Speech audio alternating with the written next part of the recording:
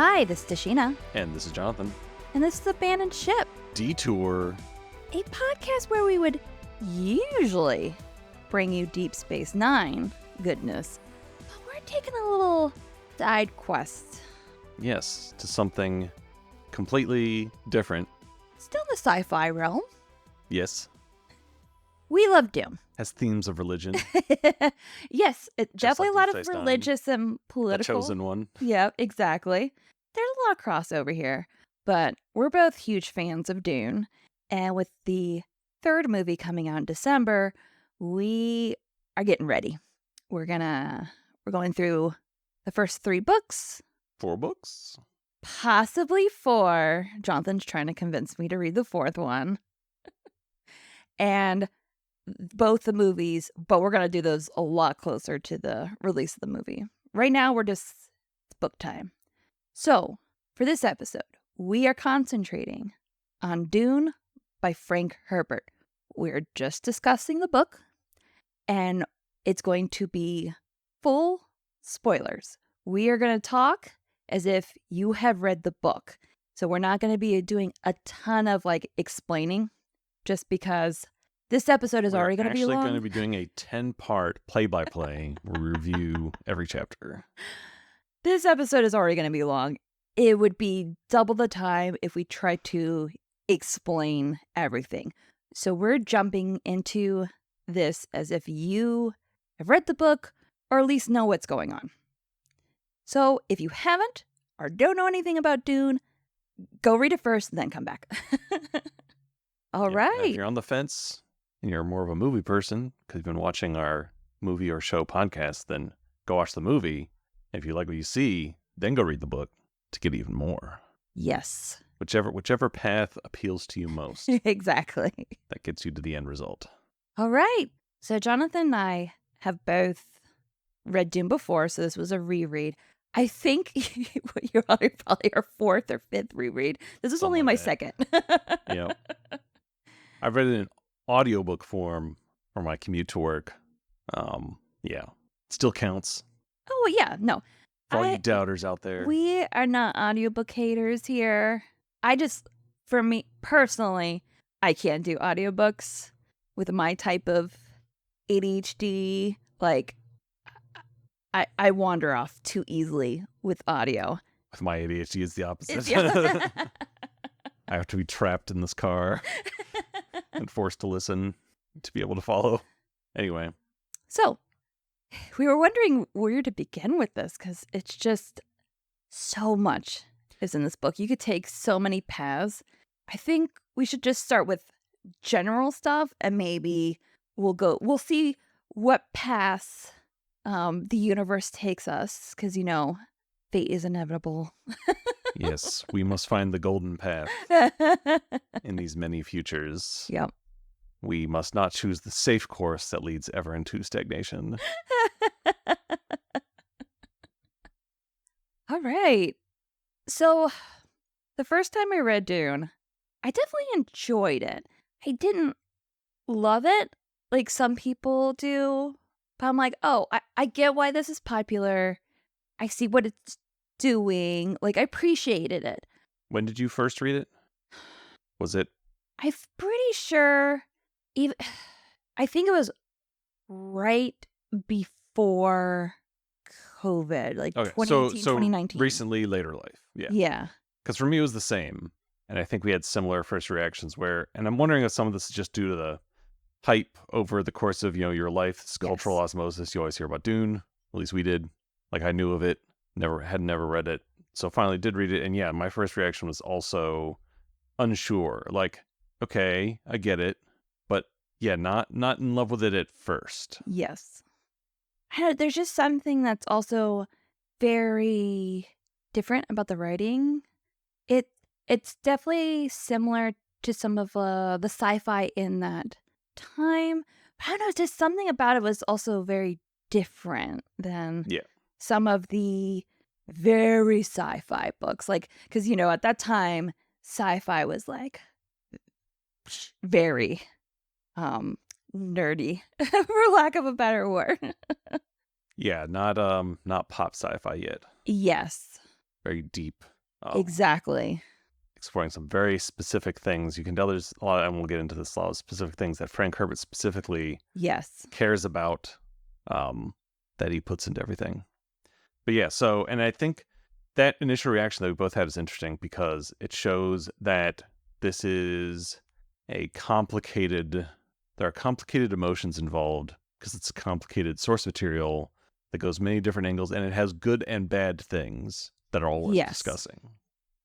And the second reread, because I think this is why rereads are important, because since you know where the ending is, like where everything's going, I can now see like the path, like where everything took us to get to here. And I appreciate more the setup of a lot of different elements of the book that I probably didn't before when I didn't know like where we were going. And also I feel like I appreciate a lot more of the Fremen section of the book, like when he's with the Fremen. I remember some of that seemed lengthy to me. This reread, it wasn't. I don't know why. It was a little bit more meaningful. And I feel like that's a common critique. Like, oh yeah, the people who like the first half more than the second half before the Fremen stuff.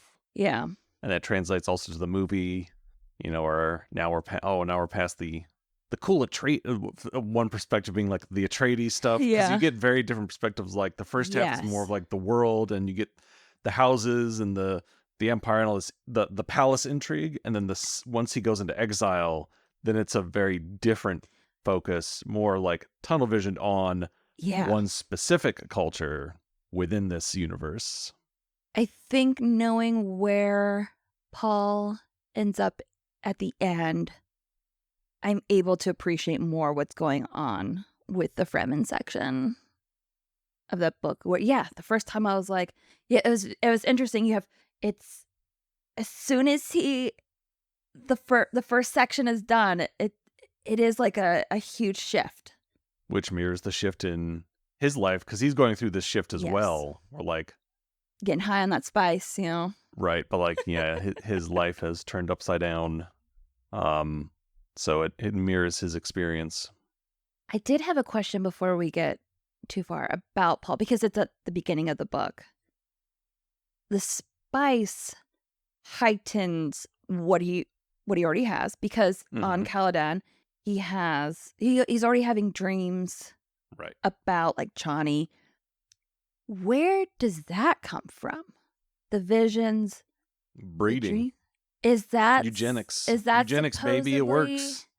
Because it's a book where it seems like there isn't any type of like religion is kind of manufactured. There's really no like magic, but yet we do have a young lad here who legit has visions and dreams of the future. And it's because of the spice that it elevates him to this like next level. So here we have one of the first things that we wanted to talk about, which is his experience with the spice and his abilities mirrors his effect on the Fremen and how he accelerates their natural course. Yes. So where do we begin? So let's see.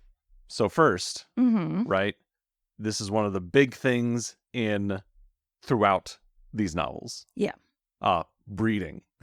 Oh. breeding. To the point where that's all Jessica really thinks about. Other than her son, other than protecting her son, a lot of her thoughts center around, like with the Fremen, I'm surprised that they're like this because they're not bred to be like, you know what I mean? Like the breeding and these people. Everyone's very obsessed with breeding. You hear that word a lot? Yes. Eugenics, man. They're all about it. This is a pro eugenics huge eugenics puff piece. I meant to do more historical context research. And I didn't, which is always the mark of a good podcast, is not doing research. Is it because it's interesting at the now I'm going to the end, because Paul, in like the last few pages, he mentions that with what he's doing, pretty much he's breaking this breeding system, and now anybody can go with anybody type of vibe. Pretty much breeding, eugenics, all this has caused the stagnation in humanity. Seems to be his analysis at the end. Do you know what I'm talking about? Yes, so that now we're touching on, this is where this gets really complicated because, now we're touching on like meta level human civilization across millennia. Yeah. How do you direct its course to? Because that is pretty much the Bene Gesserit's whole thing. For them, power control comes from this pretty much this eugenics thing. Yes, so man, we're really jumping all over the place. Maybe we should have had a structure. Yes, the Bene Gesserit want to direct humanity towards a better future. Yes. And they have two ways of doing this. Mm-hmm. Short term, they have trained Bene Gesserit sisters that they embed throughout houses in the Empire to advise. Yes. So, okay, we're going to provide stable advice to the great houses to try and calm things down and direct us towards a better future. But also, it is short term, but also then the ladies can also help the long term by kind of. Yeah, so that's where we get into the breeding program. That is a very specific goal, which is they see, okay, just advising people to do good, to do the right things for humanity, not morally, but the right things for humanity. That's not enough because people always fall victim to short-term thinking. Yes. No matter what, no matter how wise they are, they always fall victim to short-term thinking. Our lives are too short to make the right decisions for. We don't think about the grand, the grand scope of things. And so, without knowing the prequels to this or what source material they eventually came up with, it seems to me that you have the Bene Gesserit starting out as, okay, we're going to try and advise people. Okay, that doesn't quite work.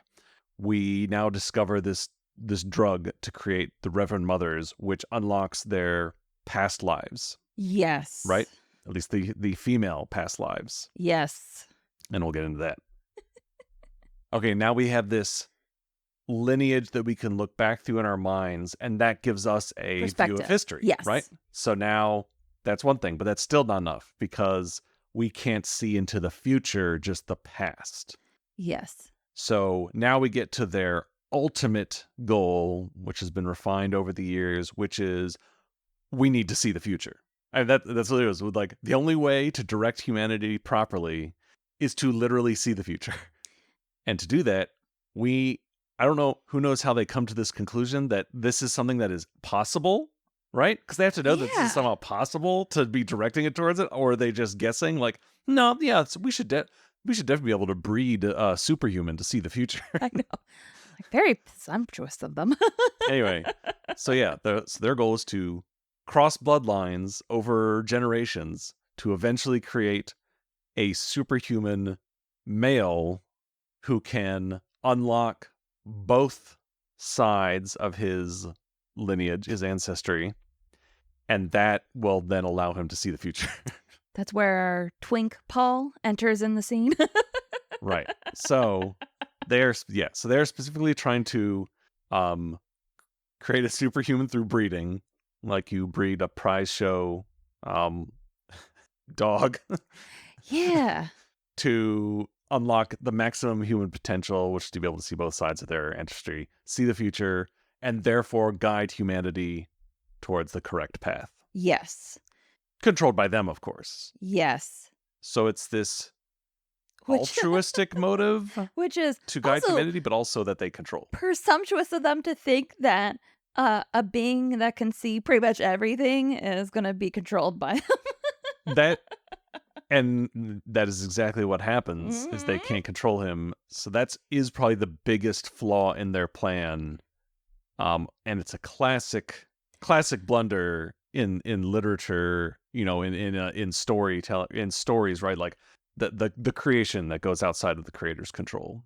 You create something that you can't control. Yes. Very classic setup. Yes. And they don't really have a good explanation of why they didn't think of that as a possibility. I'm wondering if it's because they will be born of a Bene Gesserit, and so maybe they think that they will then shape them to also want the same goals as them. Yeah. But Jessica's kind of a rebel. Yeah, so maybe that's really what starts it out, is that's how it all goes wrong because it comes too early because of her. Jessica's a very interesting character especially for Bene Gesserit. She kind of, she adheres to them and what they want, but she likes also doing her own thing as well. She's definitely a complicated person, which is good. That's what makes her a real character. Jessica's a very interesting character to me. She both genuinely loves Paul. Yes. She genuinely loves Leto. Yeah. Leto. Leto. For Leto. Leto. Personally. That's how the audiobook guy says it. Sounds better than Leto. Anyway, she loves Leto. Yes. She both gives him a son because he wants it. But also she's kind of hoping, wink, wink. Right? Just like in reality, people have multifaceted motives. But the thing is, the Reverend Mother gets on her shit for, oh, you think you're gonna bring this Messiah to us? What makes you think you'll do that? But at the end of the book, we realize he's not the first one. It seems like other Bene Gesserits are like, hey, what if I brought it? Like Count Fenning. That's the revelation we get at the end, is that Fenring. Huh? Fenring. Whatever. Yeah, the might have been. The might have been. We don't know if that was on their own decision, though, or if they... True. If they were directed to do that. Oh, like maybe they think, oh, we're... And then apparently one of the main reasons why he's not is because he's a eunuch. Which apparently you gotta have balls to be their Messiah, which I thought it's this old view of power. Because eunuchs were thought to have no power because they have no vitality, the testosterone, stuff like that. It's definitely like an old school view of like manhood and power. Which is a very common thing also in Frank Herbert's writings here. Yeah. This very binary. Yes, lots of stuff is very binary, very black and white, very man-woman, and yet there's also lots of non-traditional and off-the-wall viewpoints too. It's an interesting mix, yes, while still being very of its time. Like I know the movies didn't do this, but I could see an interpretation of Paul being either non-binary or trans because they're supposed to be both, female and male, in a sense. Yes. Now I get why Paul was a man, because he's trying to do like Lawrence Arabia, also the old school tales of like a man going on a journey and then like he literally marries the princess, right. Like those kind of like old school like fantasy type storylines. So I get why Paul is a dude, but I think in contemporary and modern interpretations, like that's definitely a path you can take with like if somebody else were to say adapt Dune later down the line. Yeah. Which I would find interesting. It's definitely interesting to look at. Yeah. Because effectively they start off, with only, women can become Reverend Mothers because this process kills males. Yes. They can't handle it. Only the women can. But at the same time, the ultimate version is a man who can see both. I know. But then by seeing both, doesn't that make them say, if they don't prescribe to one or the other, if they don't subscribe to this binary choice, what does that make them? Non-binary? I know. It is interesting for in the 60s, kind of like how he's almost kind of hovering around these ideas that we have now had not been termed yet. Yeah, and it could be our modern perspective overlaying on it, but we can't help but it is interesting. Apply our modern perspective to what we ingest. Now, sadly, I do have a bone to pick with Mr. Herbert, mainly with the Harkonnens. Okay, yeah. So wait, what track are we on right now in our discussion? I think, well, let's go into critiques. I actually don't have a ton of critiques. And it's mainly the Baron. And we're not, because we're not here, when you say, like, we don't have a ton of critiques, we're not here to even have a discussion on, are we canceling Frank Herbert? Are we canceling Dune?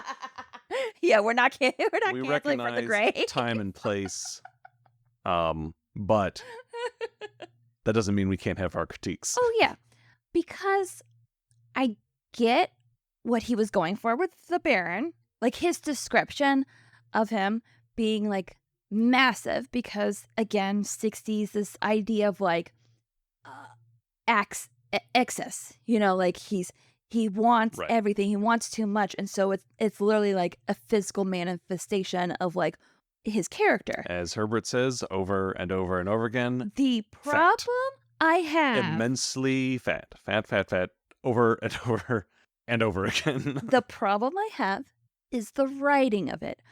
I'm okay with the character being big, but the way he says the word fat over and I'm like, you need a cinnamon book, my friend. Like, you get a thesaurus. And he does that also here and there with some other descriptors where it's like, okay, we can use like Chani, elfin. Right. Elfin. Like he does it here and there with other characters. It's just Baron. He likes to hammer it in. Oh, like there is one paragraph where I noted where he used the word fat like 3 or 4 times to describe his fat face and his fat fingers and disgusting fat. Like yeah. And I'm like, we get it. We get it. You don't need to hammer this in anymore. It's interesting. It would be interesting. Yeah. So from what you said, the point of the Baron is, it's excess and specifically an inability to exercise self-control, because self-control is big on everyone else. Mm-hmm. They talk about the control of the Fremen. Yes. How Paul has to exercise self-control, how Jessica did, like all these, the more admirable people, one of their biggest qualities, really emphasized in the Fremen, is this self-control, this delay of gratification. Yes, because the Fremen have a long-term plan. Yes, and to do that, you must exercise a lot of control and delayed gratification. So him as the antagonist, I get where Herbert was going. It's not like I'm like, oh, especially the 60s, like I get the perspective. I think we have a little bit better understanding of people who are excessively fat. And not just that, but the homosexuality. Yes. The only he always goes for like young boys, like all this classic scapegoating stuff you would get at a time period, being fat, being gay. This is all just because you lack control. This is all you're just giving into, sin, that kind of perspective. So that part is just like, that's every time I read it, the Harkonnen stuff is always the hardest stuff to get through. Yes, it's just like, but what? So the reason I bring this up is so good that when you get to the Harkonnens, it really kind of, and not just that, and we could talk about that more too. But first, I want to talk about this, which is okay.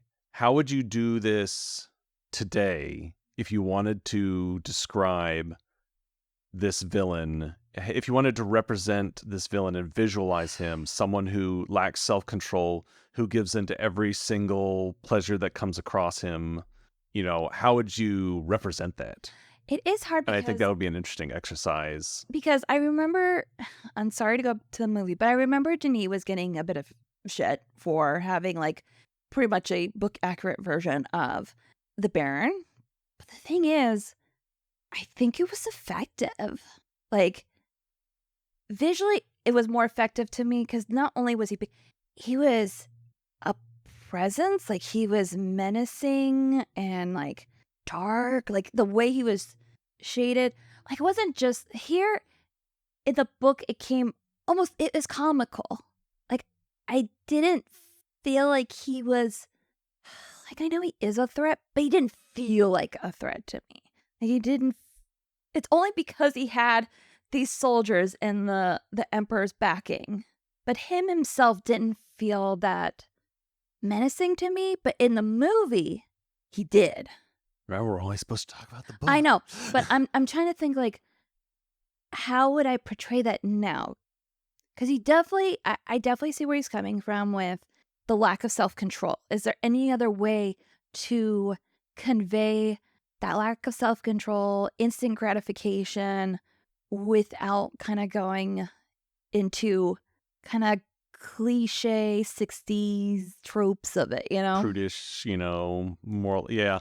I think maybe the answer would be to just always present an example of the healthier version in some other character. So not to wokeify Dune or anything, but I think the issue with him, the Baron and his obsession with young boys, right? That Yeah. is the only example of homosexuality I in know. the material.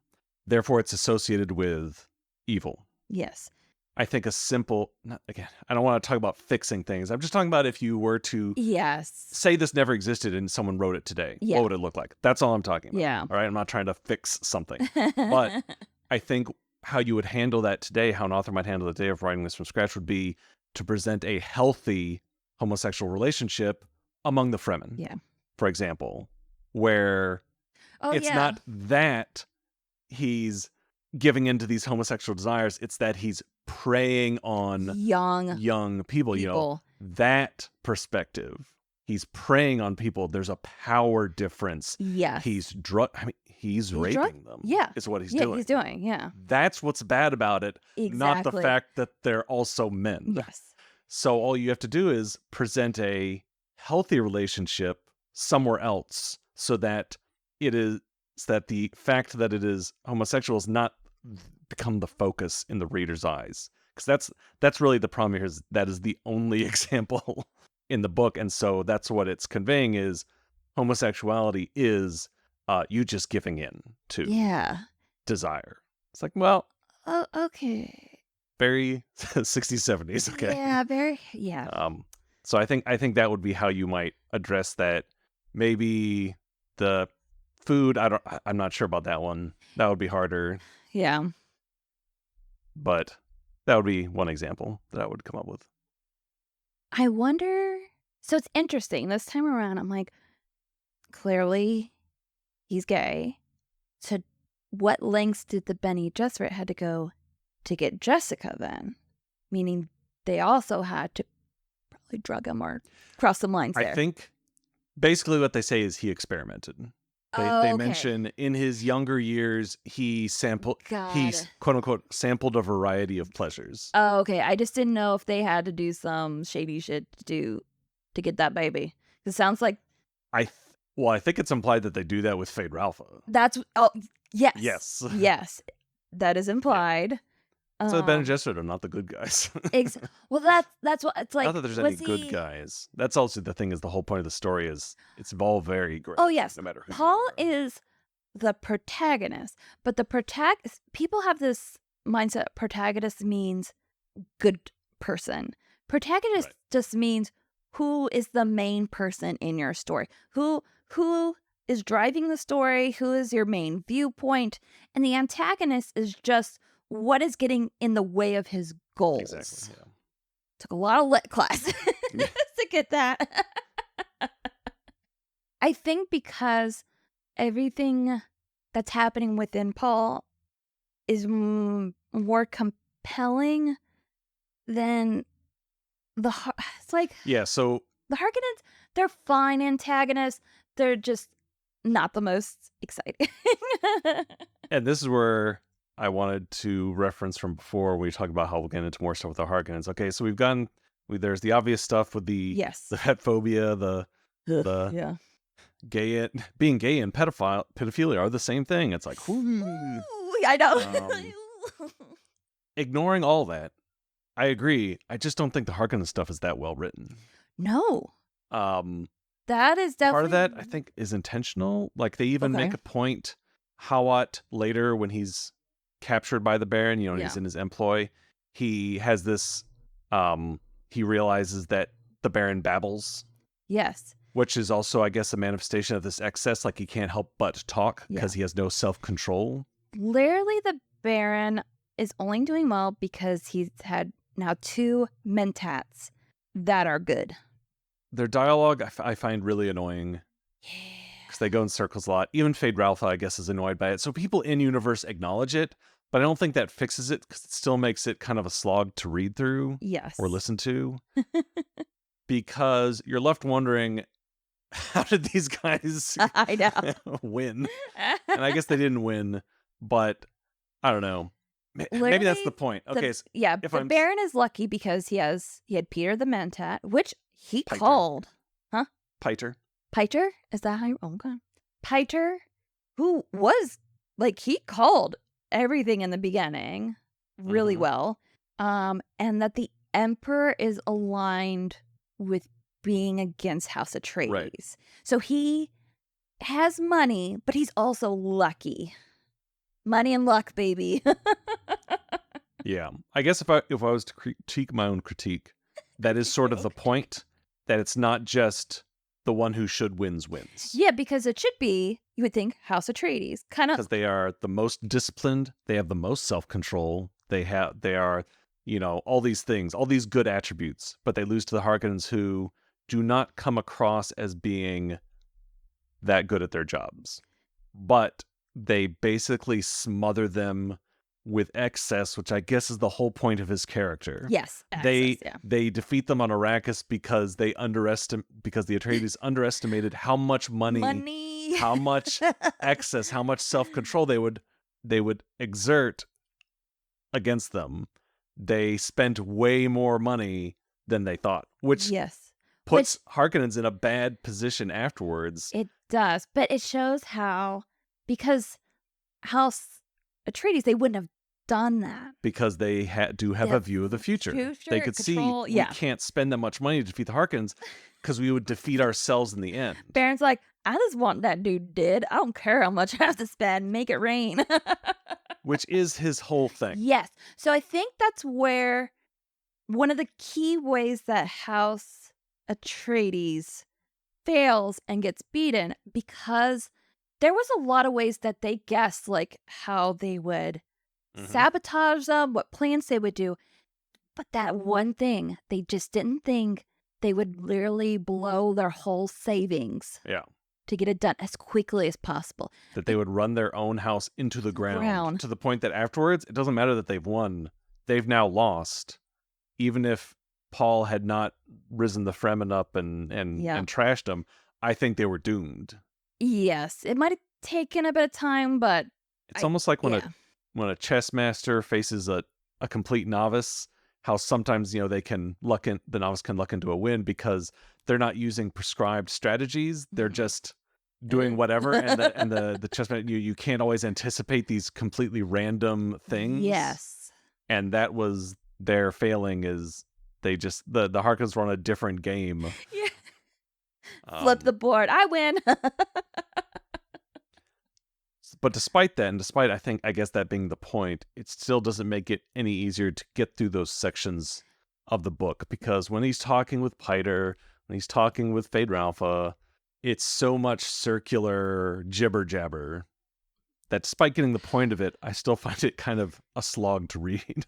And I understand what Herbert's trying to do and laying out the plan, because when you first read it, it's like, wait, why am I They're just telling us everything? It seemed very lazy, but I'm like, oh, once he doesn't want you to concentrate on like how this is going to happen. Yes. You know what's going to happen. Now you see the choices that are being made and how we get, like, that's what he wants you to focus on. It's not like a mystery He's intrigue. not trying to do some stupid mystery box. Just exactly. It's not a mystery box. Get a quick, easy reaction. He's exercising self-control. He has themes that he wants to nail, and that is more important than like, ooh, mystery, intrigue. And we do get a little bit of mystery here and there. It's not like it's completely devoid of it. That's just not his main concern. The thing is, with like that first chapter, so I understand him laying out the plan, but I feel like it is like painfully, like almost I get it. baby spoon feed you. I'm like, okay, maybe we can leave a little bit of intrigue. For someone who seems to want to trust his audience and that he doesn't have to lay out these things, some things he doesn't have to lay out, in very explicit terms. Yeah. Other things he then does, and they're things that I think are the easiest to grasp. Yes. A good example of this, and this is another thing that why when I first read it, I wasn't sure how I felt about it. Mm-hmm. Because there are moments that I felt like were supposed to have hit harder as a revelation. Okay. But because of the spoon feeding, I just sort of accepted them as fact the first time they were brought up. So when it's like done as this revelation later, it didn't hit. Yes. He does this a lot. So for example, the guild being dependent on the spice to see the future, to drive their ships. Yes. That is supposed to be a big, reading the text, or listening to the text rather, to me, he was setting this up as a big moment. Oh, really? I just thought it was world building. At the end, when everything's falling apart around the Emperor, and his ship's all trashed, and he looks over at the guild guy whose contact has fallen out, and he gets nudged, and you can see this being done in a movie. Boom, slow motion. And he looks at his eyes, and he can see they're blue within blue. The guild, they use the spice. That's how they drive their ships. Hey, we didn't know that? We're not supposed to know that before? Exactly. It's supposed to be this big revelation at the end, this confirmation that the reason why the guild has a monopoly on space travel is because the only way that space travel works is because their pilots see the future to avoid running into planets. I think the first time I read this, so much was thrown at me. I'm like, Right. Okay, yeah, ships, yeah, they're using spice. Like, it just, I think it wasn't revelation because, especially the end, so much is getting So much is thrown happening. at you. I'm Here's like, the thing. Okay. Is that an important revelation? I don't think so.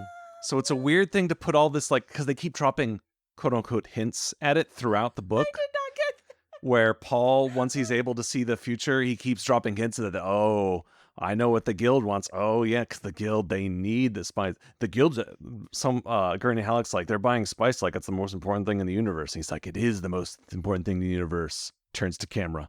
To them. And you're like, yeah, because they needed to pilot their ships. I don't know if it was because of cultural osmosis that I felt like almost from the beginning, I wish this is why I wanted to have like a searchable text. Like I should have taken more notes. My impression from reading it the first time was that it was very obvious from very early in the book that the guild uses spice to pilot their ships. And yet he keeps dropping hints at it. So to me, it's like a hint of something I already know. It's something I simultaneously know and didn't care about. Because is it that important? It is, because that's how he has them by the balls. Yes. That's how he's able to get them to do what he wants. But I don't know. I guess what I'm getting at is throughout the book, there's this sort of weird focus of what Frank Herbert finds important. Yeah. And you kind of feel like at this point in the book, there's more important things than the fact that they use spice to travel in space. So he builds up this whole revelation on like a world building aspect that I felt like I already knew. See, now I can't remember the first time I read it and when I knew that. It's like, oh, was that a revelation at the end? Did I know that? Like, I can't remember. And again, plot-wise, it is important because that's how he makes the guild do what he wants, because they need the spice or they can't exist. Yes.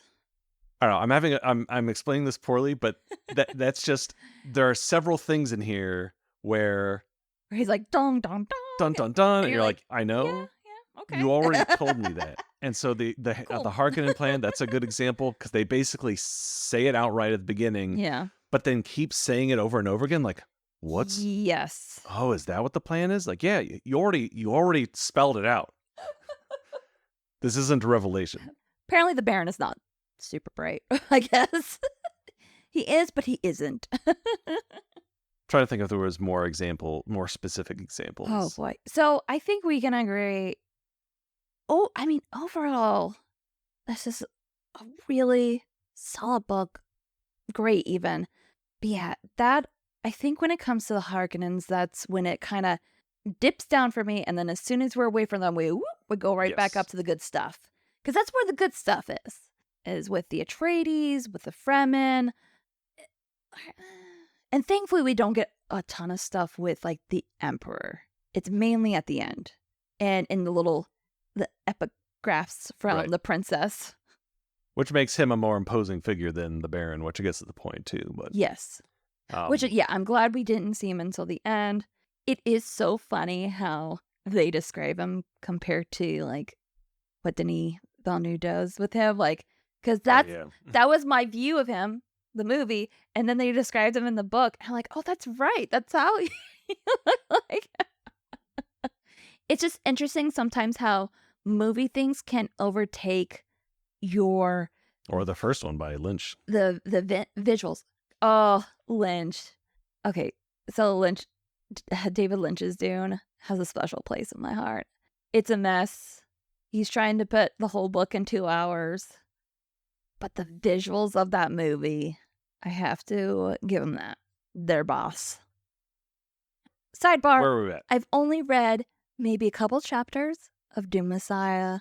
I didn't get far. Yeah, so that's partly why we're doing this again. Is she didn't make it through her journey the first time, and so like, okay, need to do this properly this time, which I get. Messiah and Children of Dune both can become kind of a slog. Yeah, well, when we get to that podcast, I have a lot of thoughts about the flow of That's Dune why you Messiah. gotta go to the fourth one. Although you can't end But with those. but it's important because the movie is going to take a lot from, I guess, Messiah and possibly Children of Dune. I can't is the remember if that's rumor. something that they said explicitly or people are guessing at. Okay. It is not going to cover Children of Dune. They've said it's not, Okay. and because Jessica's not, they've confirmed that Jessica's only in like a couple scenes, Yeah. if that, in the movie. Jessica's a huge part of Children of Dune, so Okay. it can't cover those events. I'm wondering if the fate of a specific character, Aaliyah, is going to be That's taken from Children, because she doesn't get any kind of journey in Messiah, really. yeah. So that's the So it only might thing be I a can think with waste of Children of what's her Dune face actress. is if they, because since they're not doing any more movies, if they need like a kind of Right. ending place for their characters, And I I could think see you it taken could from Children. extrapolate some of that into. Okay. So it's still into probably the movie. important to read Children of Dune Yeah. prior to the movies. Okay. Yeah, just so you can see how some of these characters end. Because again, Children is the last, except for Because there's a big time jump. Big worm guy. Everyone is big- obviously dead Yeah. in 3,000 years. Oh, I can't wait to get to Worm Guy. It's it's something. All right, where were we at? Dune. So, Dune. So critiques, right? Yeah. So some of the breadcrumbs that he keeps laying out, like, yeah, we got it on the first Okay. crumb. You don't have to keep talking about it. So the sort of weird, but I think that's part of what makes it endearing. So this is both why on first read it was sort of like, do I like this? But then as you ruminate it more, you become more attached to it and appreciate it more, because you are really getting a window in this eccentric guy's mind as he just writes all this random stuff that he personally is interested in. So it comes across as very genuine. Yes. Even though it can be a mess, it's because it's all genuine and not just written to sell something. You can appreciate it, even with its flaws. I guess, do you want to hit maybe some big stuff? Because the biggest of big stuff is Paul's arc. Yes. It's interesting because when the trailers for the first Dune movie came out, I heard you could tell people would never read the book because they're like, oh, it's just a white savior story. I can't believe we're doing that in the 2020s. And I remember wanting to scream into the air like, no. That's the point. That's the point. That's where, Not by that name, because he had never heard of that, but generally speaking, that point is the point. I know, and trying to like, and It's not a happy ending. And thankfully, I think by the second movie, people started to key into, oh, this is not what it seems. Right. Because it is really a complete subversion of that trope, subverting the expectations. This is when it was done well. Right. Because, yes, at first, it does seem like that is the path we're taking. But because we have all these other elements, like the Bene Gesserit, like you see the little things, even the very beginning, where this is a manipulation. This is not going to end with like, yay, he saved the people. He's so good. Right. It's not endorsing white saviorism. And the ways, the manipulations on top of manipulations, I find very interesting. What it says about religion, I think is interesting. Coming from someone who's very interested in religion and politics, how both of them like interplay together. That's probably some of the more fascinating stuff to me. Right. And I think it's documented Frank Herbert, not a big fan of religion. I think it's documented that he was trying to convey this cautionary tale of like populist leaders whipping people into a frenzy to do unspeakable things. I think we know Lawrence of Arabia was a big inspiration for this. So in the introduction, one of the stories that Brian tells is that the Bene Gesserit came from Frank's experience with his Irish Catholic aunts. He had like 8 of them. And at one point they tried to convince him to convert to Catholicism. And so like a group of women like trying to pressure him, like he, at least for Brian, he's like, I really think that is like for him where like kind of like the that, old crone. Yeah, where that impetus like came from, like where it started and built from. I'm like, oh yeah, I can see that. Like trying to control, because all of this book is about power and control and how everyone is like different avenues of trying to control the world around them. Even the Fremen, they are trying to control this planet so they can have their dream oasis. They can have the water, everybody in some ways trying to control Arrakis. Right. Because of the spice. And it's like, how is everybody trying to do that? And how they kind of interplay with each other. Who wins in the end? Like, does anyone win? Does anyone win? Oh.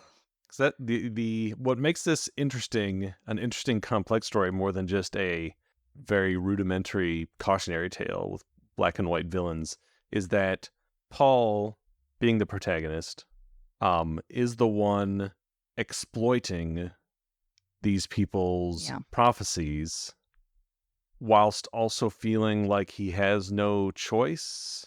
Like he is also a victim of the Harkonnens plot. He's now uprooted, and he's just trying to do the best he can for himself, his mother, his family, and so he sort of just rides it. Yeah. He starts getting the ability to see the future. It's all like culminated in his ability to start seeing the future, where he both sees the paths he doesn't want to take, simultaneously tries to avoid them while realizing he can't. And it imbues him with this sense of fatalism where at a certain point, it's just like too late. Like even if he died right then and there, it wouldn't stop what has already started from continuing. It's interesting. I actually feel like... And that's as opposed to someone nefariously coming in and intentionally manipulating all for their own gain. Like if he was a straight up just like villain in a more black and white story, I think it does a good job of presenting like him. You can understand him rather than just him being like the bad guy. Yeah, because there's people who still think like Paul's a good guy, and I'm like, oh, did we read the same book? Because like he's not a bad kid. He's not Fade. Fade. He's not like that. Like he does care about his family, the Fremen. It's just very mixed up. I think that's what makes it very interesting. Um, uh, Rereading the ending, I wonder if it was actually him becoming like the old Duke that really solidified that this is going to happen. Because it is interesting how much what happens after he drinks the water of life. Because, he has this first spice exposure, which like really messes him up. He's seeing all kinds of lines of the future. He's seeing the past. But that calms down a little bit as he's becoming accustomed to spice. And so it's almost like he needs another hit, Right. another juice. When he fails to see that Gurney Almost tries to kill his mom, that makes him realize that this is this is good writing. You can understand why he makes this decision, because before then he has been very resistant to trying to take on too much of this mantle, right? He's sort of doing what he needs to survive, but he keeps trying to like change things, like when he changes his name to Paul Muad'Dib from just Muad'Dib, like, oh, I didn't see that in a vision. I've changed something. Yes. And then he sees that it didn't make any difference and it still is going on. But now we get a very human, understandable reaction of, my family was in danger and I didn't see it. Yeah, like I couldn't, wanting to save someone you love and not being able to, like he felt powerless in that moment. Yes. And here he is being given an option to have that power to help the people he loves. It's interesting how much that moment also changes for all the characters in that scene. Like Jessica, because before this, she's like, he can't marry Chani. She's not of noble birth. She needs a princess. And she's like, yeah, I accept her. I love my grandson, but he still needs to marry a princess. But in that moment, Paul is trying to convince Gurney of Jessica's love for Leto. And in describing that, it breaks open something inside of her. Like she starts crying and she remembers how much she loved him. And because the first thing she does after Gurney lets her go, she goes up to Paul and she goes, you have to be with Chani. You need to marry Chani, which was like a huge change for Jessica. And then later on, like, don't make the same mistake as your father. So in that moment, she realizes those death thoughts that you get when you feel like that he should have just married her, and Paul should just marry Chani. And honestly, at that moment, I think everything had happened, and Paul was in that moment, like before he took the water of life.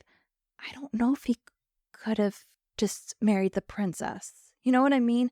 I think the change that happens with them with drinking the water of life and what that brings to him. Yeah, at that point, once you have that much power and knowledge, yes, you're a different person. And he is. And the fact that they kept referencing, when he's like the old Duke, and even his mom's like, he's acting like the old Duke, you can't talk to him. I'm like, oh, I didn't notice that before, that they keep less like his father and more like his grandfather. Yeah. Which now I'm like, oh, he was talked a lot in the beginning. Dang it. And I think that is interesting. Like, I think that is when he ultimately takes on the mantle of being this person and letting this quote unquote jihad go out, is when he takes on this mantle that makes him like his grandfather. I thought that was very interesting and not like his father. Cause the last scene from like after he drinks the water of life, especially when they're in the palace, or not palace, but whatever, the home that everything goes down in at the end. It is heartbreaking. More so this time than last time, I think, because last time I was just trying to figure out what the hell was going on. I think emotionally this hit me more, especially with Chani, who just lost her son. Also, he gets all this information, yet he still cannot save his child. Like, he took the Yeah, water of life, the reason he took the water was to prevent this kind of stuff from happening, and it still happened. and it still happens. What does it mean that he got all this information, but he didn't, but that wasn't forefront? I feel like that just says a lot about Paul's mindset. I don't know. And then especially when Chani comes up to him, like right after, it's like this is like the first meeting they're having after knowing their baby died. And he goes, he can't be replaced, but I promise you more babies. I'm just like, you know what? You better be glad she has self-control, because I would have knocked you down to the ground. I was so mad on Johnny's behalf. I was like, not the time, my dude. That's not the first thing you say. I was so mad at Paul, like throughout the whole end. And I think because he has so much information that he becomes emotionally detached. Right, because what other conclusion is there when you have that wide a view of humanity, that many lives? It can only cheapen individual life. Yes. And that is exemplified in the fourth book when you have the immortal God Emperor. He is solely concerned with the humanity, the survival of humanity as an entity itself and its future across millennia, to where he is, despite having this, part of the points that they make in that book is he does love humanity. Like, at least from his perspective, he is doing this all out of care for humanity as a whole. Mm-hmm. So he's not a force trying to destroy humanity like some classic, superhero villain or something where, we have to destroy humanity. And that's the same as destroying a person. He loves humanity, at least from his perspective, and is trying to put them on a path to have a future. Yes. And yet can be unbelievably cruel to a person. Can destroy an individual life out of hand. Because, what other mindset could you have when you have that, when you're become so detached? Yeah. Just seemed an individual life is meaningless from that perspective, which turns you into this kind of a person. Yeah. And it does kind of go into that with, I think it was the River Mother, when she, like, I know the depths of kindness and cruelty. I really feel for Johnny in the end. That was just heartbreak after heartbreak. And then, because when he first enters the room, he's like, it felt like the lines to this jihad were closing up. Like, it was fading a little bit. And then it was when Fade challenges him and he takes the challenge. That's where it's almost, he becomes like, it came back. This is going to happen. I can't do anything about it. That seems to be really the moment that he really succumbs to fatalism. Like, because even when he's entering, he's still trying to, like, push off this mass jihad that's going to be done in his name. When he takes up the challenge with Freyed, he's like, oh, no, this is going to happen. I was like, whoa. And I also notice in that moment, he dismisses Gurney, he dismisses his mom, he dismisses Chani. Everybody's like, you don't have to do this. And in each turn, he dismisses all of them. And I'm like, I wish I had more time to, like, really resonate with this, because I feel like these choices he made, especially his choice to take up the challenge with Fade, like, there's a lot going on here. It's like, yes, maybe it is inevitable. Maybe it's self-fulfilling prophecy in that moment when he takes up that challenge. Seems like a little bit of that is going on. I feel like it's deeply complex. The more than just, I guess it's going to happen. At one point, he describes the fact that when he's seeing the future, you think of this as being this unique experience, but he just described it as like memories. He just has memories of the future. So you're living through things that you feel like you've already seen, which definitely imparts a sense of fatalism. Yes. Which definitely comes back in Messiah quite a bit. But yeah, where you just get bored because you've already seen all this happen. Yeah. Even though it hasn't happened. I am interested in how he ends the book, like the last paragraph. Because, of course, he gonna marry that princess. But he ain't gonna give her no dick.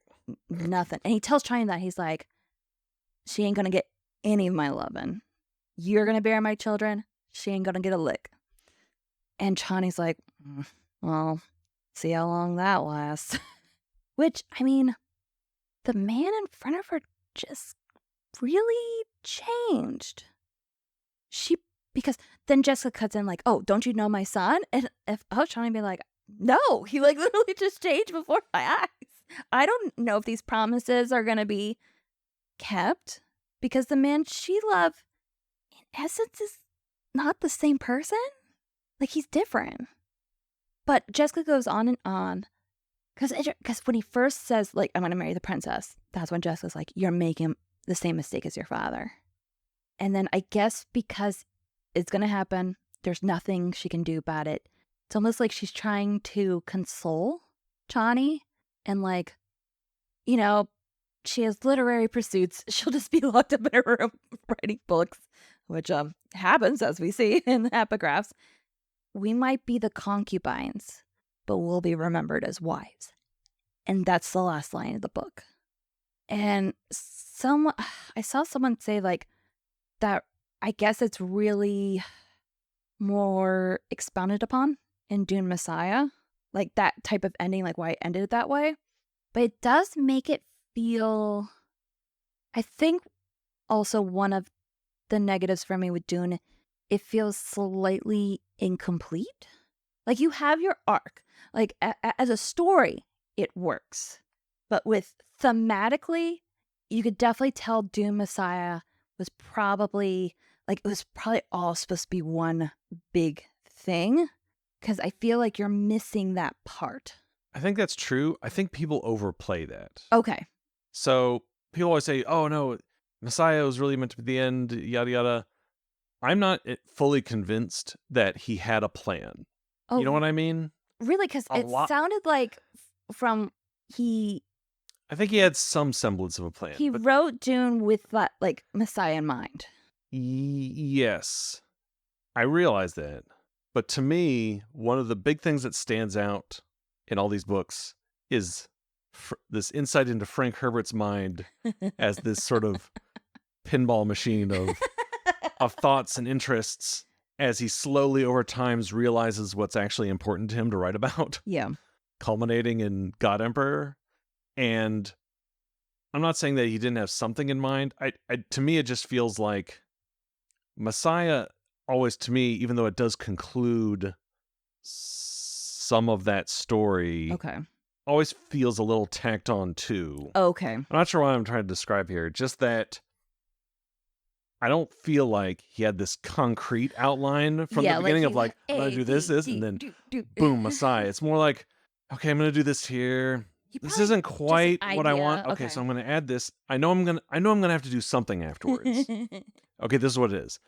But then that opens up more questions, which I'm going to write about more in Children Dune. Okay. But then that doesn't really solve it, so I'm going to write that more about in God Emperor Dune. So it's not like Dune and Dune Messiah are like this nice little complete. That's what I always have issue to when people describe it as, well, really, Messiah is what caps the story off. It's like, but it doesn't, because Messiah doesn't wrap up everything either.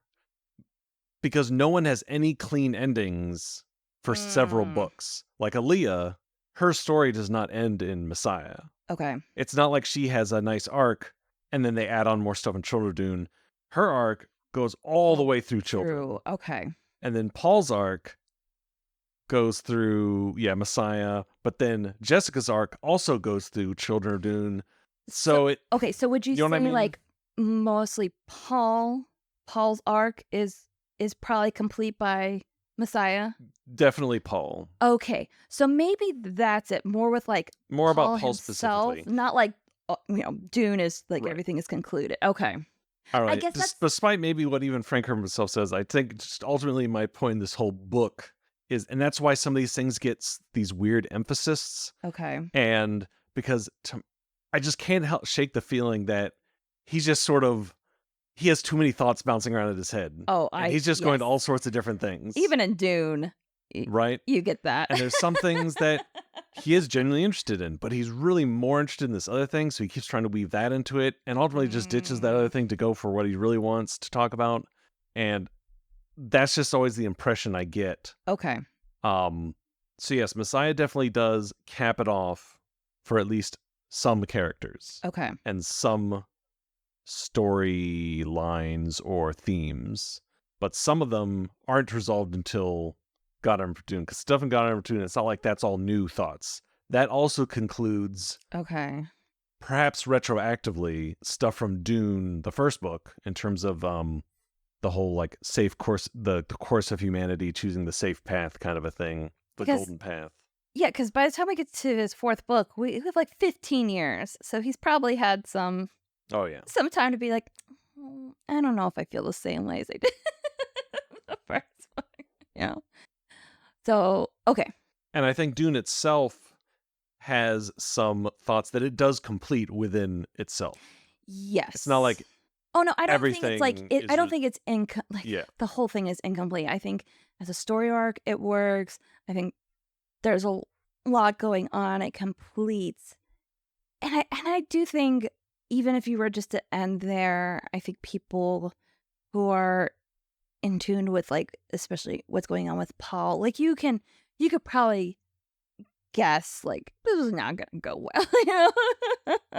Right.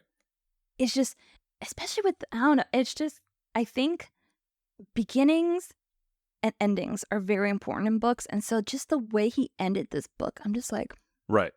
Huh.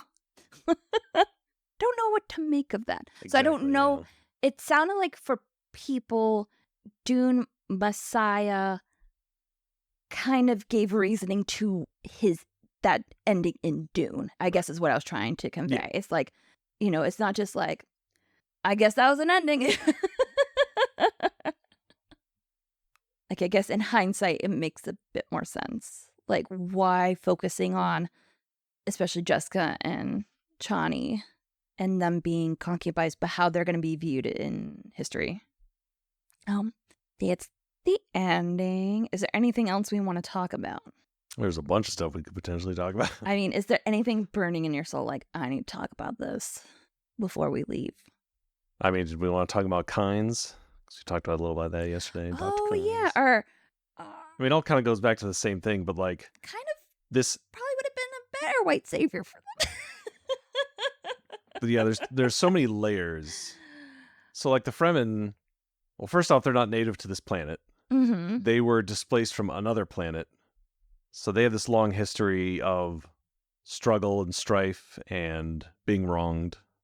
You have the Bene Gesserit coming in and sort of seeding their theology. Yes. Their religious beliefs and their legends, their Messiah, prophecies. So already from the get-go, they've been manipulated already for generations upon generations, thousands of years. So it's already, from the beginning, a sad story. Yeah. It's not like what's makes this whole thing so complicated and sad is that they did not have some perfect life that then other people came in and ruined. They were already caught in this system that was against them. And so then you have Dr. Kynes come in, who, yes, is also his own kind of external, off-worlder, this own white savior concept where he grows in the ranks and becomes revered by them. And he gives them this dream of a green planet, right? And gives them the knowledge from his planetological experience to say, you can change this planet. Yeah. It'll take time, but you can do it. And that does seem like a more genuine, more genuine inspiration for them than what Paul does, because yes, he's an external, he's this external savior coming in to enlighten the natives, but it's like, okay, he does have experience. He has this knowledge that they don't have because of his studies. And he merges that with their desire, with their dreams, Yes. and gives them this knowledge so that they know that something they thought was impossible is actually possible. Yes. So we were talking a little bit about this because prior to this, they have their religion that kind of gives them this dream of a future where the planet would be prosperous, and they don't have to struggle like they do now. So that's a dream, but it's not. It's probably hard to see that as a reality. And then you have Kynes come in, and now it's not just this far-fetched dream anymore that's part of like a religious hope. It can become a reality With science. with science. And I think that's the big thing is they already had these religious ideas planted in them by the Bene Gesserit specifically to try and look for a hero to come in and save Yes. them. Someone's going to come in and save us. We're just going to wait for them. That's what the Bene Gesserit Yes. want. They want all these populations across all these planets to just be in waiting because that keeps them inactive, so they're easy to control by the Imperium.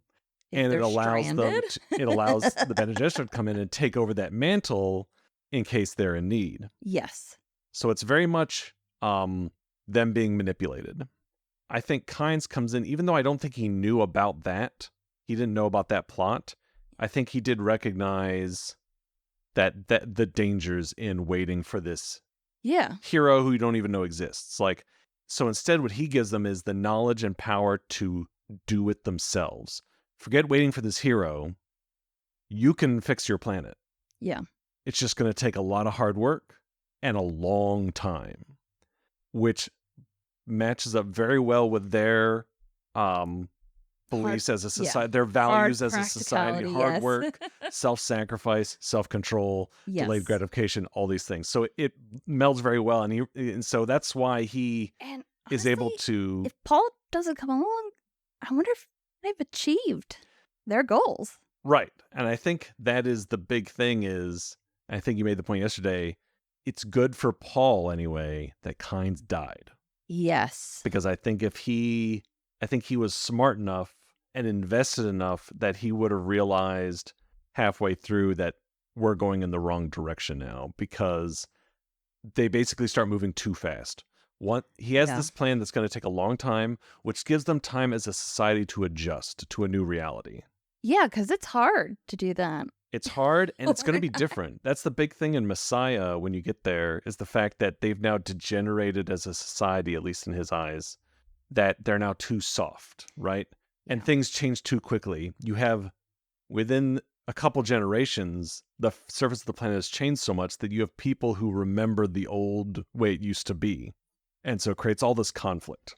Now, if that change happens over millennia, it's much more gradual and you're much more able to adapt to it rather than it's almost like today, with the technological revolution, the industrial revolution we had has taken place over such a short period of human history. Yes. Now dramatically accelerating with the internet and other information technology that you have people still alive who remember how it was before you even had, the internet at all or any of this stuff. And we know. Yeah. We barely understand our own children. And it wasn't always that way. Yeah. Throughout most of human history, the experience of your parents was very similar to yours. Yeah. The youth always have their own struggles, their, the fire of youth, that there's always going to be this old versus new, I'm younger and stronger, I understand things better. But at least the older generation could always stand like, yep, I've been there. Yeah. I understand that. I can guide you. We've struggled with this as parents. How do we guide our children through something we never experienced? Yeah. Our experiences don't always now apply. How do we tell our daughter how to handle a situation when we've never gone through it? Yeah, because we didn't go through some of the stuff until we're like in our 20s. Yeah. So which is completely different than going through it when you're a preteen. 8. Yeah, exactly. So you have that going on. So Kynes' is the plan. Paul comes in and basically hijacks it. He has the same end goal. Yeah. Yeah, when I'm emperor, I'm just going to give you an oasis. I can just make water rain from the sky whenever I want. So it achieves the same thing, but does it so quickly and for his own reasons that that is really what I think Messiah becomes about, is grappling with this world that has changed too dramatically and too quickly, to the point where no one was able to be given the time to self-reflect on, is this actually what we want? How do we account for these changes? What do we focus on now? It just goes by too fast for anyone to be able to handle. Also, yeah, because your whole lifestyle and culture changes. Right. Within a generation. And especially for the Fremen, that is like a core component of who they are as people, like their culture. And all these things that really give you stability as a person are taken away so quickly. And that's why sometimes it's hard. It's like Paul probably thinks like, oh yeah, give them what they want. That's kindness. Right. But it's probably how he went about doing that. But when you have all this power, when you can see the future and can make a decisive victory, why wait? Yeah. But this is what happens. And I mean, I'm pretty sure this is a tangent too, but I'm pretty sure like as soon as they meet Stilgar's band in the desert, whether they died there or not, with like the fight with Jameis, whether he died there or not, the jihad would still happen. It's interesting. Because I'm pretty sure very early on he starts seeing like there's just that's why he keeps following the path, because he feels like at every decision point, okay, whether I kill Jameis or die, I see jihad. Mm-hmm. Okay, we're just gonna go through, and I'm gonna stay alive. I'm gonna do what I can to stay alive, so that hopefully at some point there will become a branch where I can change it and make it not happen. And then it keeps happening at every branch. I still see it. At every branch, I still see it. Well, so whether I live or die, it's the same. I might as well live, because I'm the only one with this ability to see the future. I have to keep myself in play in order to try and fix it. Yeah. And I mentioned before, but yeah, the fight with Fade, that seems to be where ultimately he's not even going to try to screw it. There's no point. We've gone through this whole thing at every single point. Jihad, choice A and B. And sometimes there it starts is no choice. Fading, like it's a little bit more in the background. And I think that gives them like a little hope. Oh, it might change. And then Ray challenges, and it's like it comes right there. And that's where Paul really emphasizes that he's a tragic character. Yes. Not a villain, because throughout he is just doing very understandable human things of save myself, save my family, but I think I can still find a way out of this for everyone. I think I can still avoid the jihad. But the flaw is that he thinks he's the only one who can do that, and putting too much emphasis on his powers to be able to do that. And when you see how Messiah ends, I think that's why that becomes the ultimate conclusion of his arc, where he finally realizes that that was his flaw. Okay. Because it seems like Aaliyah, from the little bit we get at the end, has abilities Paul doesn't. Like, she's able to give him a message in the prescient flows of time. And she's like, not even you could do that, brother. She is the preborn. Yeah, so she has her own unique experience, which they go into a lot in Children of Dune. They don't really do a lot of it in Messiah, from what I remember, maybe a little bit. But in Children is where that really comes to a head. Because you have three distinct kinds of people. You have Paul, who gained his prescience much later in life. Aaliyah, who is preborn with it, but also being the first one preborn. Well, I guess not in all of history, because the Bene Gesserit seem to know what's up. Yeah. That this is bad. But she's preborn and has no one to guide her through it. Yes. So you'll see what happens with that. Okay. And then you have Leto II, his later kids. Oh, yeah. Who are also preborn. But they are in their own unique situation where, one, they've been preborn after Aaliyah. So they have a little more knowledge to go on in terms of like pitfalls to avoid. And also they're twins. He has a twin. So they're able to like help each other. Okay. So you have like three examples of how this affects different people, whether it's their fault or not, and how that situation contributes to the decisions they make and their pitfalls, culminating in... Wait, wasn't Leto II the baby that died? Maybe it's Leto III. I don't remember. Because that would be really jacked if he names his new son Leto II. Like, we're going to completely forget that baby. Because I thought the baby was Leto the second. I mean, it would be. Yeah, because they call him that, but I could have sworn they still call him Leto the second. Oh, we can't replace him? It looks like you did. Apparently, this is a hot topic of discussion, but apparently it's because Did Frank Herbert forget the baby was Leto second? it's like the Queen, right? The Queen yeah. in England, where they're given names Yeah. when they become ruler. Mhm. So she's, she becomes Elizabeth, and if she's the second one, she's Elizabeth II. Yes. Doesn't matter whatever else there is. The infant son never was the ruler, so he was like going to be Leto II, but never was because he died. This Leto, because he actually becomes the ruler, he gets officially recorded as Leto II because he's the second Leto who ruled. Not just once you're the ruler. Pick a new name, Paul. I know. Pick a new name. So like definitely you can see like, okay, it's just like because of all this royal nonsense going on, these are the naming conventions, but definitely within the context of what you just talked about with like we can't replace, it's like wow. Yeah, so he is also Leto the second. Pick a new name, my dude. And I do, yeah, and that really, I think, yes, with convention, it's understandable, but it just kind of highlights. Read the room, dude. It highlights his disconnect. Disconnect. But yeah, so that I think that's ultimately what, and we'll talk about this more when you read Messiah, because I think that's important to.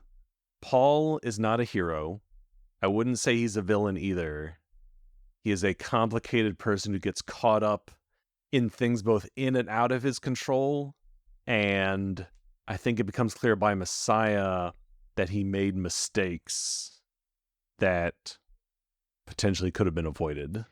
Also, is in the book, when all this goes down, isn't him and Johnny like 18?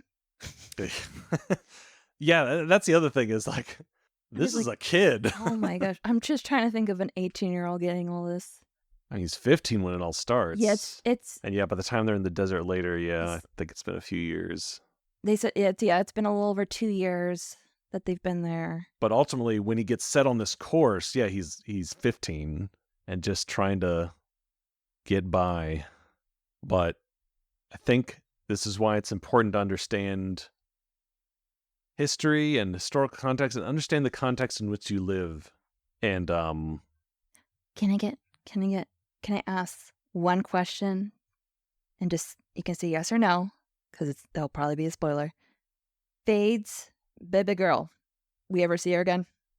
No. What? I thought for sure we'd get a comeback. I just thought that there's moments here and there that give me a good chuckle in Dune. And that was one of them, that during the fight between Paul and Fade, the Reverend Mother is still so obsessed with breeding that she's like, oh my God, there is a possibility that both these men could die right here now. And then for their bloodlines, all we would have left is Fade's bastard baby daughter and the freak Aaliyah. like that's what's going on in the Reverend Mother's mind during the fight between Paul and Fade. Yeah, confirmed. Never see her again. What? Except in an expanded novel. That was probably by Brian, right? Yes. Yeah. Apparently she is a child assassin. She travels to Arrakis to try and kill Paul, but Aaliyah kills her. The end. The end. What a disappointing conclusion. So yeah, what was the purpose of that then? If you're never going to introduce her again, is this just Herbert getting lost in the weeds, being like, well, this is what the Bene Gesserit would do, so I'm going to write that in as just like world building, but it's not actually supposed to be a plot? And that... Or again, like I was saying earlier, is it because he's sort of flying by the seat of his pants, is like, I'm going to leave this open, and then just decides later, nah, that wasn't worth going back to, so I'm just not.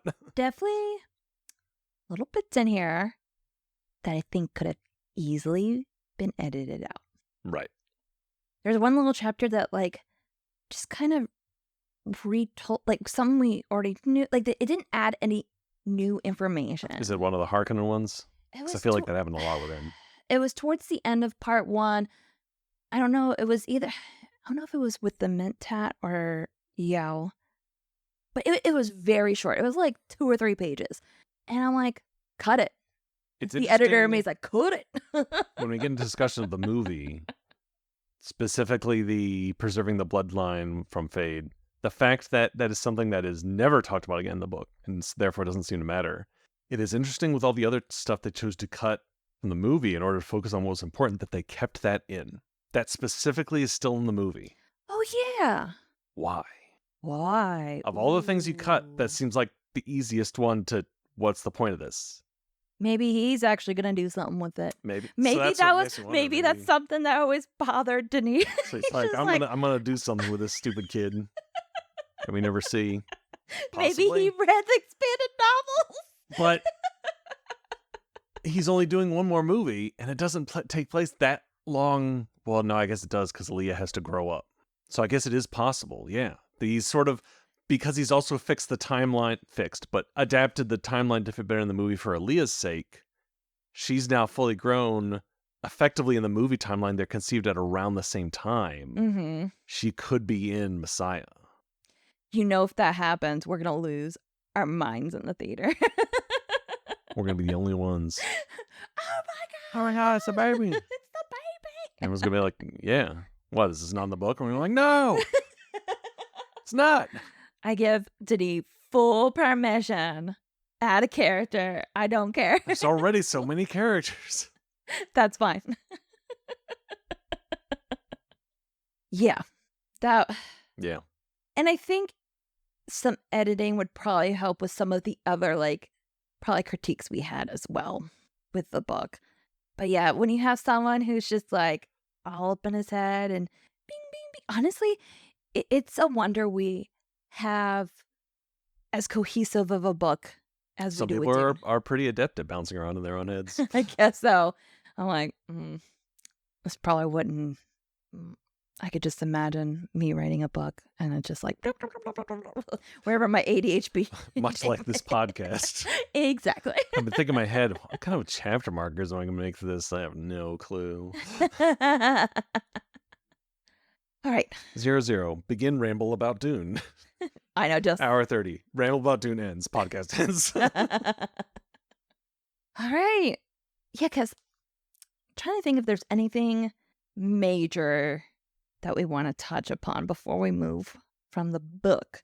Because there's probably things we're going to touch on when we go over the other books. Oh my gosh, there's the so movies. much. Like, and I think we guess, is there- focused on, I feel I like we guess, is there focused on anything- Paul's story because that is the one thing that's preserved in the movie, so it's Mhm. most relevant to our future discussions. Is there 'Cause anything there's so much more. in the book that was cut So much. from the movies that you think is important to talk about? I don't know about scenes, but if we're just talking about like plot lines or focuses or world building aspects, obviously the book is huge, has much more of the political intrigue.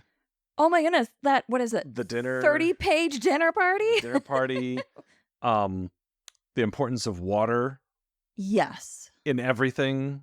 That's a huge part about it. Yeah, like you get the sense in the movie, Do but you? I don't think you really do. really, okay, that's The something I might movie have to. almost completely drops it. In some, they keep it in almost just lip service. That's one of I think the biggest thing. Oh, okay. The dryness, the water, and why the water is important, I think, is Yes. lost from a storytelling perspective, even from like, just because everything's so clean. This is just Mhm. Denis' shooting style. And again, now we're talking a little bit more about the movie, but like, it doesn't feel hot when you watch it. You know what I mean? It doesn't I can give you that. feel Yes. hot. Yeah. If it was something filmed in like the 80s or something, we have the really more gritty, grimy, where people weren't afraid to look dirty and sweaty and gross. I need some sunburn people. Yeah. Shot on film in real locations with less CGI, where it looks hot because it fucking is, and the whole cast and crew is dying. Would have made it feel, so when it doesn't feel hot, the impact of the lack of water becomes less poignant because you want to feel thirsty. Yeah, watching that's it. true. I never got the idea like, oh, Yeah. Please give me an ice cold water. So it's there in the background because Okay. they do have the still suits and stuff, but like, and they pay lip service to water being important, but you never feel it. So that was a huge part of the books, is this Yes. hammering it in Oh, every very single critical. Fremen ritual and every single Arakeen consideration, that water is so important because of the lack of it. Yes. The lack of To the point where, not just water, but moisture. Like Just Given says, like, it's not about a lack of water, it's a moisture. moisture. The fact that nothing is even moist. There is just no wetness anywhere. It is dry in a way you've never heard dry described before. And living in a part of the U.S. where we get humidity, Right. it's hard to imagine Right. because I'm just like, ugh, I'm sticky. To the point where, and I noted this in the book too. Jessica almost feels like an anxiety, almost a claustrophobia in a way, when she realizes just how much water and the thought of water has infiltrated every part of Fremen culture. Like Mhm. like how you like show you're into a lady is that you give her your, ooh, can you hold my water coins for me? Yeah. Just They and, give moisture to the dead when they cry, like, because they have they have inhibitions against tears. and Jessica says something along the lines of, I think about water every moment of the day. And that gave her a feeling of almost like claustrophobia. Yes. Like, is that going to be me? I'm going to be thinking about now water all the time. Like, that's going to be like almost to an obsession because you have to, because you need it to live. But when it becomes so crucial, it literally is like every little line of your culture. Like, Mhm. it's like stitched in everything that you do. Right. And I found that fascinating about their culture. I think it would be easy to dismiss a Fremen as just like, oh, he's just like painting like a stereotypical like view of like, the natives. But I think he does a good job of making the Fremen distinct. Yes. It's not just like the native, just like, Right. which is the way a lot of the people, especially, that was the Baron's downfall, is not considering the Fremen of a viable threat. He always plays them on every turn. He downplays the Fremen, Mhm. their capabilities. Oh, they're just like nasty desert people, is pretty much how he describes them. And they couldn't do that.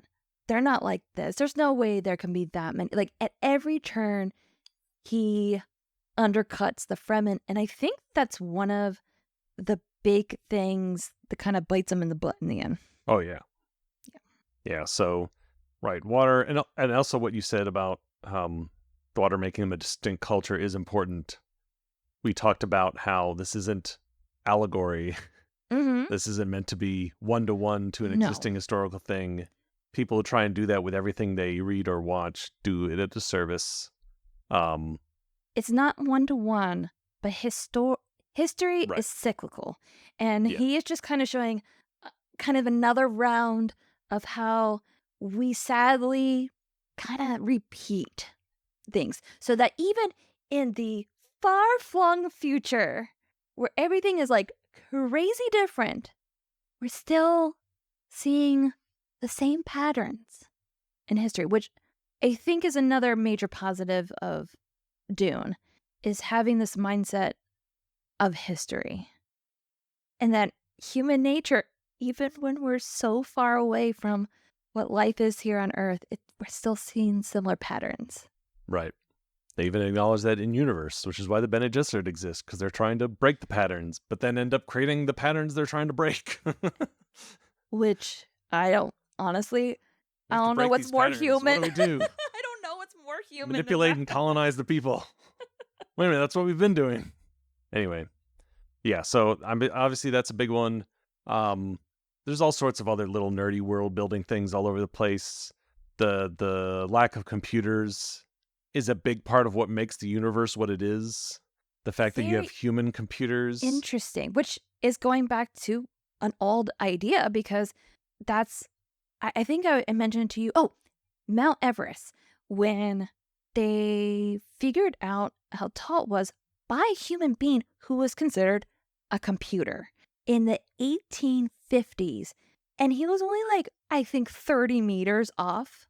And he was able to compute by, distance, curvature, sun, like all these different elements.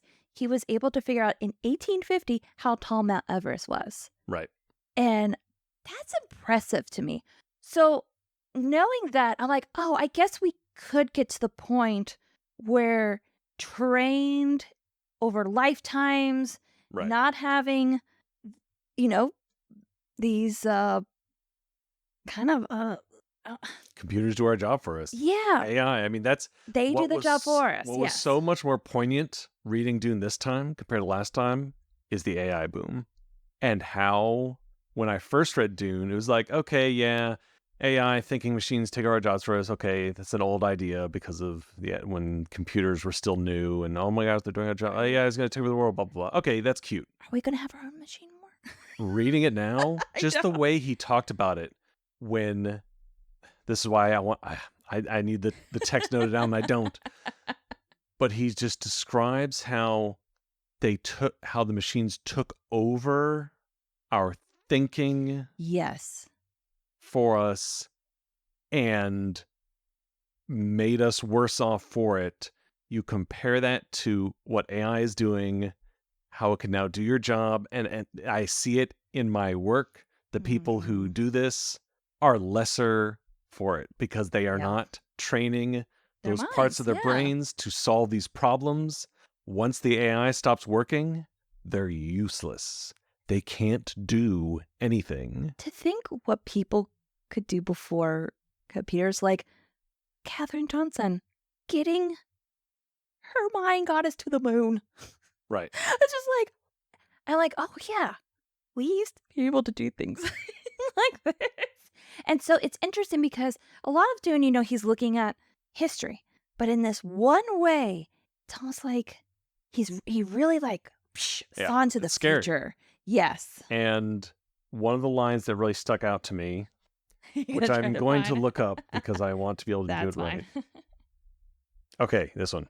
He learned rapidly because his first training was in how to learn, and the first lesson of all was the basic trust that he could learn. It is shocking to find how many people do not believe they can learn, and how many more believe learning to be difficult. Mm-hmm. It's a very, wrapped in that is, a very old school, you can sort of see a very old school thought about kids these days, but it's Grit. it's a self-empowering thing to realize that I could do hard learning things. is not difficult. You have to know that you can. So it's a very like self, you have to you have to believe in yourself, Mhm. if you want to say it in a cheesy way, like, but it's true. Yeah. And how much of AI as an example takes away from you learning how to learn. Yes. And yes, it's easier, it can be faster. And yes, you go like, well, I only use it for this thing because that thing has always been not something I was interested in learning. So that was always annoying to have to do myself. But now I use AI for that.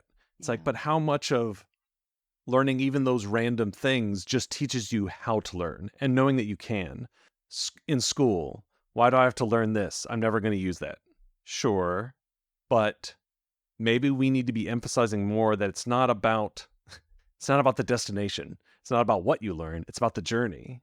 Tackling a subject that you know nothing about, and when you start, maybe are not even interested in, and seems impossible to be able to get a grasp on. How am I supposed to learn physics, relativity, math, calculus, all these things that seem like that's so complicated? But it's like, no, you can do it You can do it. if you try and believe that you can. That, I think, is one of the biggest lessons from this aspect of the story. Yes. This computer aspect, this building, human capability aspect. That's one of the biggest takeaways that any reader can take from this book, and that anyone can apply. That you should teach your children. We live in an era of trying to boost people's confidence, right? Their self-image, their Yeah. sense of self-worth. That seems perfectly in line with that. Yeah, anyone Is it and obviously Frank Herbert, he's really obsessed with, proper breeding and all this stuff and how much of this is tied into your genes. What okay, ignore that part. This is what he got right. Yeah. Anyone can learn. I do want to read up on Mr. Herbert and see like Right. where did Where do you get these ideas? What formed this? What are his actual thoughts? And I think learning how to learn is also the important thing. And that, especially in our modern era, we understand more and more depends on the individual person. yes. That not everyone learns the same, but that doesn't mean you can't. Can't. You It's just have to find the way that works for you. yes. And as a house full of people that have mental health issues, we have to find different ways Exactly. to learn. And that's where people lose their confidence and, Yes. oh, I can't learn because they're trying to do the same as everybody else. Yeah. Understand your situation, understand what works for you, understand what diagnoses you have that can affect not your ability to learn, but how. How? That's the thing. It just affects how you learn. Once you figure out how you learn, that just opens the doors for everything. And so, yeah, this read through, that's probably one of the biggest things for I me that know. really hit me is like, oh man, this is It's crazy how much has changed. much more poignant now than it was Yeah. the first time. It's crazy how much has changed since the first read of this and this reread that it's like, Yeah. I think when we first read it, the charismatic leader probably spoke more to us because we were coming right off of Uh-huh. And still does. Trump. And how people get conned, manipulated, wrapped up in promises, like how these things happen. And so when I think we first read this, that really spoke to us and still does now. Like I still got some new stuff even this Mhm. round. But yeah, the AI aspect of it really played into this reread. And that is ultimately, I think, why Dune over time becomes more and more appreciated from a personal perspective when you read it, when you realize how, with the cyclical nature of history, like you mentioned, almost every time you read it, there's something new you can pluck out to apply here, whether it's AI and human learning, whether it's the danger of a populist leader, whether it's gender identity, as we talked about a little bit at the start. Like, despite whatever biases, flaws, misinformation that Herbert had at the time he was writing it, there's so much complexity and undercurrent that you can still pull out value from all these things and apply them to many different situations that Herbert himself even did not anticipate. Obviously he didn't know that AI was going to be in the form that it is now, but there was a kernel there that he saw that he wrote into this that Technology, ended yeah. up being more poignant than even he realized. The word classic gets thrown around a lot. For me, a classic, especially with book, is in decades' time, will it still speak to humanity? Timelessness. Yes. And to me, Dune is that. So whether the book, it doesn't mean perfect. It's like it has flaws, has its outdatedness here and there, but it has themes, characters, ideas that stand the test of time. So people in the 60s probably spoke to them on different levels. Sure. But here, it speaks to us as well. And that to me is a mark of a good book. And why I consider Dune a classic. 100% agree. Hmm? I 100% agree. Yeah. And I think we've I think that's woven, good. Yeah. much like Herbert himself, ping-ponged and woven our way into what we were trying to get at from the very beginning. Just doing him justice. Exactly. Hopefully, especially since the Messiah is smaller, hopefully it'll be a little bit more concise, but who knows? We might be all over the place. That too. There are many things I like about Messiah, but it was definitely still a slog to get through. So be prepared. So we're definitely covering the next two books.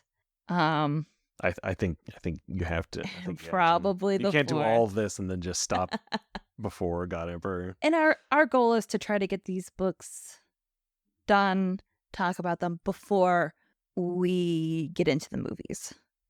At least that's my idea. I want to kind of stay on the book track. At least the first 2 or 3, we'll have to see. Scheduling can always be, especially in True. our lives, Well, might always change. Yeah, I know. We'll have to I see think how God things Emperor go. could be something we do after the movies, because I think for time, Okay, so if we have time that issues, would be a good that end might cap to be okay. like, what happened at the end of all What this? Oh, that's interesting. Okay, so maybe we'll do that. That might be our Yes, MCAP yeah. is the fourth. That way we Okay. won't affect our timeline too much, but yeah. We'll Okay.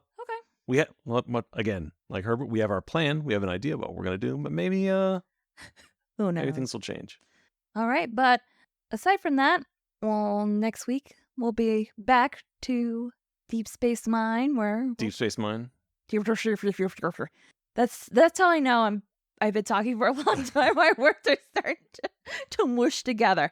We are going to get back to Deep Space Nine on our next episode, Yes. where we will probably talk more about religion and politics and Knowing Deep Space Nine, gender probably. and all the fun woke stuff. Surprised no one is. Probably is too woke. I know. I'm surprised we haven't gotten a comment like woke.